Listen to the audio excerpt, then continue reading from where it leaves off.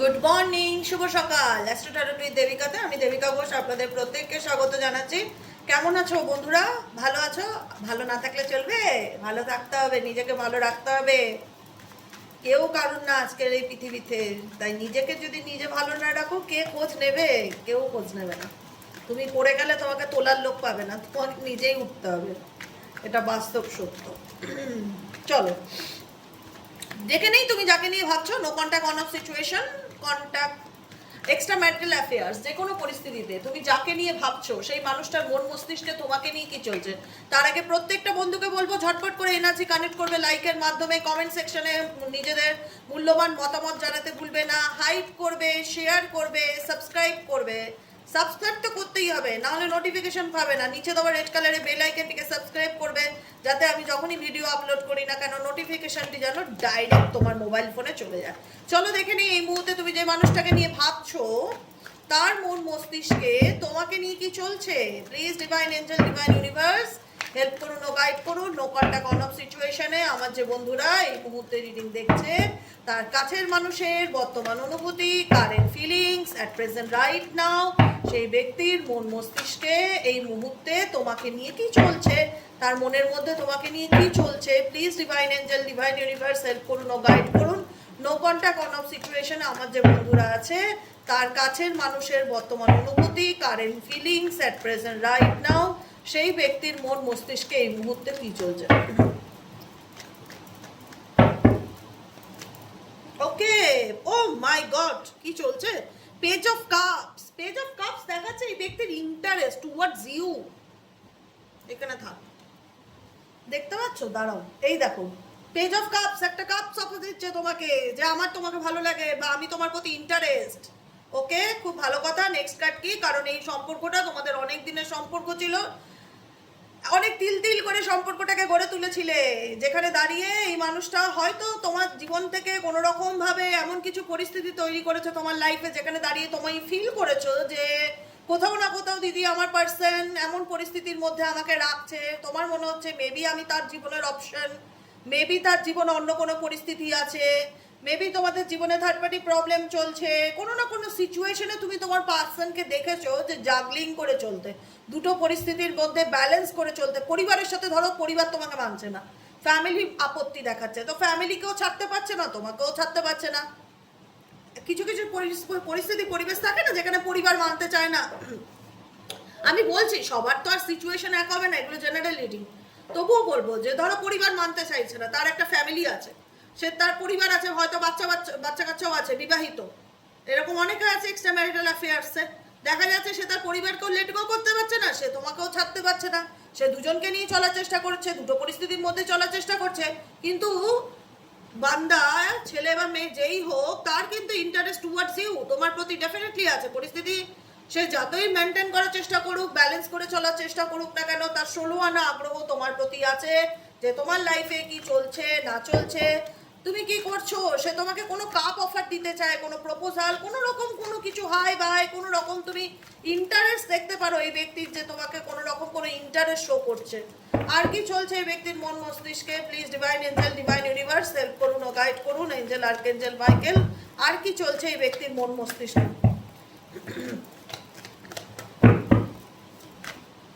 ওকে, এই ব্যক্তির মন মস্তিষ্কে এটাই চলছে। এই ব্যক্তি একটা সময় না তোমার থেকে দূরে চলে গিয়েছিল, তোমার থেকে দূরে চলে গেছিল, কারণ যখন তোমার সময় খারাপ ছিল তখন তুমি এনার স্বাদ পাওনি, এটুকুনি আমি বলতে পারি। যখন তোমার খারাপ সময় ছিল তখন তুমি এনার স্বাদ পাওনি, তোমাকে সাপোর্ট করেনি এই ব্যক্তি, তোমার থেকে দূরে চলে গেছিল। ফুল কাট বলছে নিজের মতন, তুমি তাকে বারণ করেছিলে বা তুমি তাকে আটকানোর চেষ্টা করেছিলে, তুমি তাকে বুঝিয়েছিলে যে আমার কথাটা প্লিজ একবার ভাবো, আমাকে নিয়ে ভাবো, আমারও তো তোমার সাথে একটা জীবন জুড়ে আছে, তুমি আমার জীবন থেকে চলে গেলে আমি কি করে থাকবো। কোথাও না কোথাও সেই ব্যক্তি সেই ব্যাপারটাকে না খুব টেকেন ফর গ্রান্টেড নিয়েছে, গুরুত্ব দেয়নি, ইম্পর্টেন্স দেয়নি।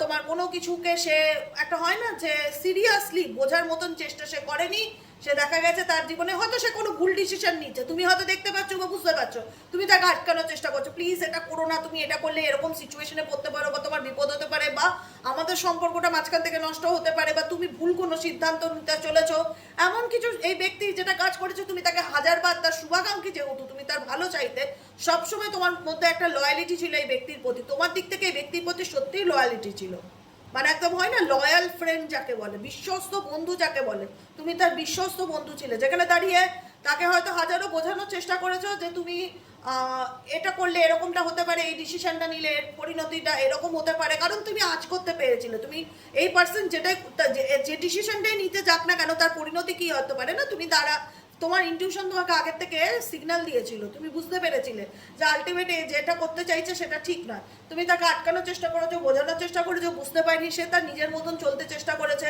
এখন সেই তার তার নিজের মর্জি মতন চলা বা তার হঠাৎ কোনো ডিসিশন বা তার আমার লাইফ আমি যা খুশি তাই করব এরকম একটা মেন্টালিটির কারণে তোমাদের সম্পর্কের মধ্যে ভীষণ রকম একটা মানে মানসিক টানাপোড়েন, মানসিক অশান্তি, ভুল বোঝাবুঝি, অনেক সময় পারিবারিক ক্ষেত্রে অশান্তি, ফ্যামিলিগত রিলেটেড প্রবলেম, ডেফিনেটলি তোমার পার্সনের জন্য তোমাকে সাফার করতে হয়েছে, তোমার মনে হয়েছে যে আমার পার্সন এমন কিছু কিছু ভুল কাজ করেছে বা এমন কিছু ভুল সিদ্ধান্ত নিয়েছে যেটা তার করা উচিত ছিল না বা যেটা করার আগে তার ভাবা উচিত ছিল, বা আমি তাকে আটকেছি, বুঝেছি, সে বোঝেনি, তার পরিস্থিতির কারণে আজকে আমার পরিবারের সাথে তার পরিবারের সম্পর্কটা নষ্ট হয়ে গেছে বা আমাদের মধ্যে একটা ফ্যামিলিগত ঝগড়া ঝামেলা অশান্তির জায়গা তৈরি হয়েছে, ডেফিনেটলি এই ব্যক্তি তোমার পরিবার হতে পারে বা পরিবারের মতন তোমার সাথে সম্পর্ক আছে, তার 100% পসিবিলিটিস দেখাচ্ছে, এবং যেখানে তুমি নিজের 100% এফর্ট দিয়ে, যেহেতু ফ্যামিলি এখানে সবাই বিবাহিত না, আবার সবাই সিঙ্গেলও না, কিছু মানুষ আছো যারা বিবাহিত,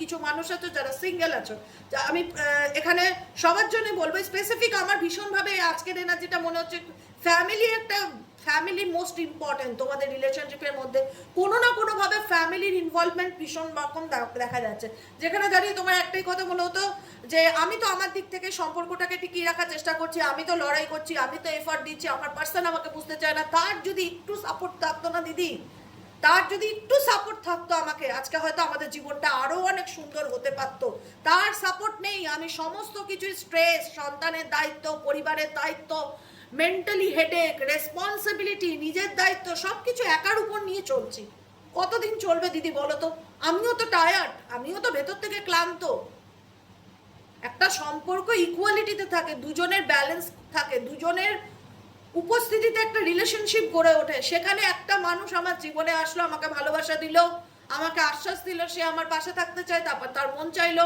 যে সে আমাকে বুঝতে চায় না, সে তার জীবন থেকে মুভ অন করলো, কিন্তু কোথাও না কোথাও এমন একটা জায়গায় তোমাকে এনে দাঁড়িয়ে গেল, না তুমি পারলে সেটাকে ছাড়তে, না তুমি পারছো সেটাকে নিয়ে চলতে, এরকম একটা সিচুয়েশন, এরকম একটা বার্ডেন তোমার মাথার উপর দিয়ে ডেফিনেটলি চাইছে চলছে, 9 অফ কাপসের এনার্জি ইন্ডিকেট করছে তুমি ইউনিভার্সের কাছে প্রেয়ার করছো, তুমি ম্যানিফেস্টেশন করছো, তুমি পজিটিভ থাকার চেষ্টা করছো, তুমি এইটুকুনি নিজেকে বলছো যা হওয়ার হয়ে গেছে, এবার যা হবে ভালো হবে, যা হওয়ার হয়ে গেছে, আমার উপর দিয়ে যা যাচ্ছে আমি জানি, কিন্তু এবার যা হবে ভালো হবে, এটুকুনি মনের মধ্যে আছে, কারণ তুমি নিজে প্রচন্ড রকম একটা সলিটিউড এনার্জিতে আছো, যেখানে দাঁড়িয়ে তোমার মনের মধ্যে প্রত্যেকটা মুহূর্তে সবসময় চলতে থাকে এরপরে কি হবে, এরপরে কি করা উচিত, এটার ফিউচার কি, সবসময় হয়তো তুমি কাউকে বলো না বা কারোর সাথে শেয়ার করো না, কিন্তু তোমার মনের মধ্যে না অনেক প্রশ্নের ঝড় চলে, যেগুলো তুমি নিজের ইনটিউশনকে ফিল করার চেষ্টা করো, নিজের ইনার ভয়েসকে ফিল করার চেষ্টা করো,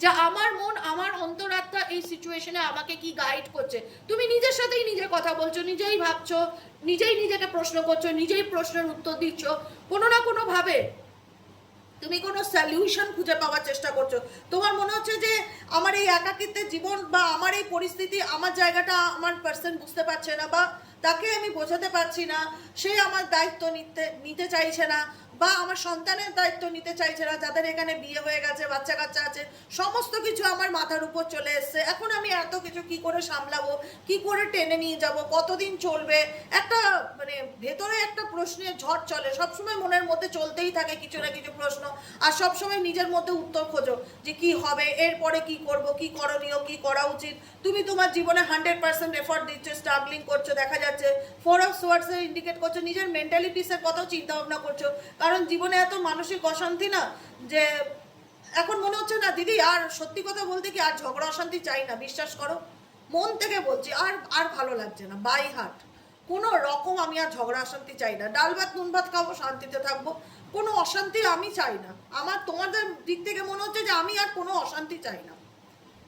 যদি শান্তিমূলকভাবে কোনো কিছু ঠিক হয় ভালো, আমি ঝগড়াঝাটি করে আর কোনো কিছু ফিরে পেতে চাই না। আমি সত্যিই খুব টায়ার্ড, আমি প্রচণ্ড ক্লান্ত ভেতর থেকে, মানে আমি আর পারবো না, মানে ঝগড়া ঝামেলা করে আমি আর কিছু মানে হাসিল করতে চাই না আমার জীবনে, এটাই মনে হচ্ছে। কিন্তু তবুও ভেতর থেকে একটা আপসেট এনার্জি কাজ করে না, যে জীবনে যে জিনিসটাকে ভালোবাসলাম, যে মানুষগুলোকে ভালোবাসলাম তারা আমাকে বুঝলো না, আমি যেটা চেয়েছিলাম সেটা আমি পেলাম না। আমার জীবনে খুব খারাপ লাগে, খুব মনে হয় যে লাইফটা কেন এরকম হলো, যে মানুষটার জন্য আমি এত কষ্ট করলাম, স্ট্রাগলিং করলাম, সেই মানুষটা আমার দাম দিল না, গুরুত্ব দিল না, আমাকে বুঝলো না, সমস্ত হেডেক, স্ট্রেস, রেসপন্সিবিলিটি সব আমার একার দায়। কোথাও না কোথাও যখন একা বসে থাকি ভীষণভাবে মনে হয় জীবনের সেই লসগুলো যেগুলো আমার জীবনে ঘটে গেছে, সেই খারাপগুলো যেগুলো থেকে আমি বেরোতে পারি না, সেই পাস্ট ট্রমাগুলো যেগুলো আমার সাথে হয়েছে, তখন মনে হয় কেন হয়েছে আমার সাথে, কেন করলো, কেন এরকমটা ঘটলো। অন্য কোনো দিকে মনোযোগ দিতে পারি না, সময় পেলেই মানে যদি তুমি ফ্রি টাইমও থাকো তখন তোমার পুরোনো কথাগুলো খুব ফ্ল্যাশব্যাক হয়, বারবার মনে হয় যে কেন হলো, কেন সে এরকম করলো। আমার মন সেই জিনিসটাতেই পড়ে, আমার মন সেই মানুষটাতেই পড়ে, আমি অন্য কিছু নিয়ে ভাবতেও চাই না। আমি শুধু তাকেই ভালোবেসেছিলাম, তার সাথেই সম্পর্ক নিয়ে এগোতে চেয়েছিলাম। ও মাই গড, ডেফিনেটলি আমি তাকেই শুধু ভালোবেসেছিলাম, তার সাথেই সম্পর্কটাকে নিয়ে এগোতে চেয়েছিলাম। টু অফ কাপসের এনার্জি, আমরা দুজনই ছিলাম, দুজনকে একটা সময় খুব ভালোবাসতাম, এখনো হয়তো বাসি, কিন্তু সে বুঝতে চায় না, আগের মতন করে সে আর আমাকে বুঝতে চায় না দিদি, এটাই হচ্ছে সমস্যা। আগে এই মানুষটা ইমোশনালি আমাকে খুব সাপোর্ট করতো, বুঝতো, কোনো কিছু বললে খুব প্যাম্পারিং করতো, পাশে থাকতো, ইকুয়ালিটি ছিল, আন্ডারস্ট্যান্ডিংটা ছিল, দুজন দুজনের মধ্যে বোঝাপড়াটা বেশ ভালো ছিল, দুজন দুজনের ভালো বন্ধু ছিলাম। এখন এমন হয়ে দাঁড়িয়েছে না, খুব মনে পড়ে সেই পুরনো দিনগুলো যেগুলো ফেলে এসেছি, পাস্টের কথা ভীষণ মনে পড়ে, ভুলতে পারি না, লেট গো করতে পারি না, কারণ মানুষটাকে তো সত্যিকারে ভালোবেসেছিল, কোনো অভিনয় ছিল না আমার দিক থেকে, যে কারণে প্রতিটা মুহূর্তে আজও তার সাথে আমার কাটানো মুহূর্তগুলোকে মনে পড়ে, কারণ আমি তাকে সত্যিকারের ভালোবেসেছিলাম, আমার ভালোবাসাটা মিথ্যা ছিল না, মিথ্যা ছিল না, ডেফিনেটলি মিথ্যা ছিল না। তোমার ভালোবাসা যদি সত্যি, এবং আমি নিজেও দেখেছি, আমি নিজেও এনার্জি রিড করছি, আমি আর তোমায় কি প্রশ্ন করব, আমি তো নিজে প্রশ্ন করি, নিজেই উত্তর দেই, আমাকে আর কে কি বলবে। তোমার ভালোবাসা সত্যি, এবং সত্যিই তোমার ভালোবাসা ডেফিনেটলি তোমার জীবনে কামব্যাক করবে, এইটুকুনি বলে রাখছি, সত্যি তোমার ভালোবাসা ডেফিনেটলি তোমার জীবনে কামব্যাক করবে। কমেন্ট সেকশনে থ্যাংক ইউ লিখতে ভুলবে না ইউনিভার্সকে, thank you, just thank you লিখে দেবে, ধন্যবাদ জানাও ঈশ্বরকে, এনার্জিকে অ্যাকসেপ্ট করো লাইকের মাধ্যম দ্বারা। এই ব্যক্তি ফিরবে যখন তোমার মূল্যটা বুঝতে পারবে না, এখন হয়তো বুঝতে চাইছে না, বা তার তোমাদের সময়টাই খারাপ যাচ্ছে সম্পর্কে, যেখানে দাঁড়িয়ে পরিস্থিতি তোমাদের হাতের বাইরে চলে গেছে, তুমি নিয়ন্ত্রণ করতে পারছো না, বা তাকে তোমার জায়গাটা বোঝাতে পারছো না, বা সে তোমাকে বুঝতে চাইছে না, তোমাদের মধ্যে যেটাই সিচুয়েশন তৈরি হয়ে থাকুক না কেন, সময় দাও, সে ডেফিনেটলি তোমার লাইফে ফিরবে, সে তোমাকে বুঝবে, তোমার জীবনে কামব্যাক করবে, তার 16 আনা পসিবিলিটিস দেখাচ্ছে।